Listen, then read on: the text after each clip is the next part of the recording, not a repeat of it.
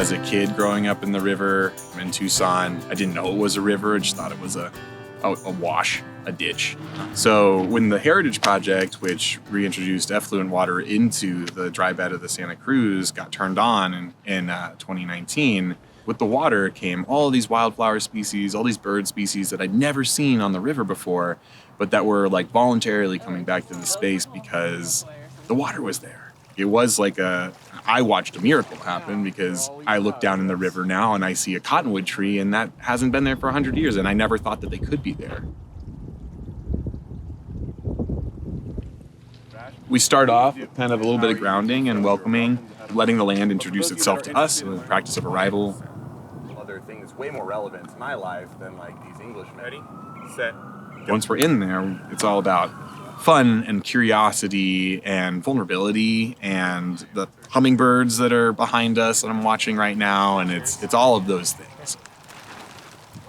I bring all of the materials that you might want for any type of nature-based engagement on the river. So I bring native seed mix, and I bring chalk if you want to just draw, and I bring, of course, the stewardship stuff like shovels and bags for removing invasive species that are maybe seeding, like bufflegrass or stinknet, but also we bring the picker-uppers to pick up the trash and the microplastics that are getting into the gills of our endangered fish in the Santa Cruz. So there's so many different ways we can do repair work, and the model of the Reconciliation Project is to bring all of those different modalities into one place so that the individual can participate authentically.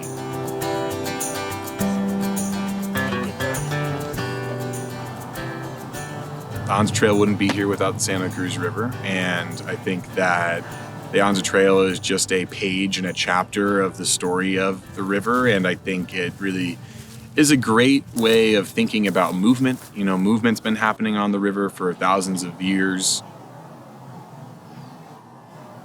Well, this is the ancestral land of the Atam people, their ancestors, the Hohokam. There's many tribes that this land has been ancestral to, including the Yoeme and the Yaqui, who are here too. We still have so many amazing indigenous leaders and community members that have been painstakingly teaching us and holding space for us as we unpack our own settler colonial legacies. With settler colonialism came a divorcing from indigenous ways of understanding place and community. The river is really great because it allows us an opportunity to de-silo some of these social and environmental issues that aren't seen as intersectional, like houselessness, like litter, like invasive species. We unravel these different threads of the story, and we realize that they're all connected to the same thing.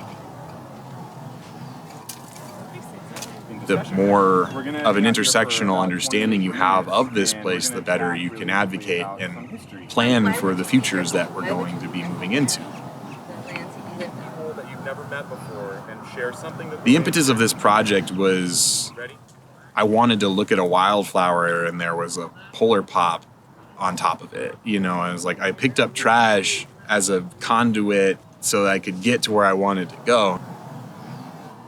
The feeling that I have leaving the river is one of rootedness. You know, it's one of connection and one that makes me feel more held by the land and by the people I share the land with and the non-people I share the land with. I use reconciliation as a term rather than restoration because I think that restoration is a little bit of a fallacy. The Santa Cruz River used to have a mile-wide floodplain, then was a foot deep in most places with cottonwoods that were 70 feet tall on the banks. And, you know, you look around now and obviously the built environment has changed so much that it will never be that exactly again. And so reconciliation is kind of this opportunity for us to think about where we're heading as a community with the land to return to good relation with another, how to move forward and how to heal collectively.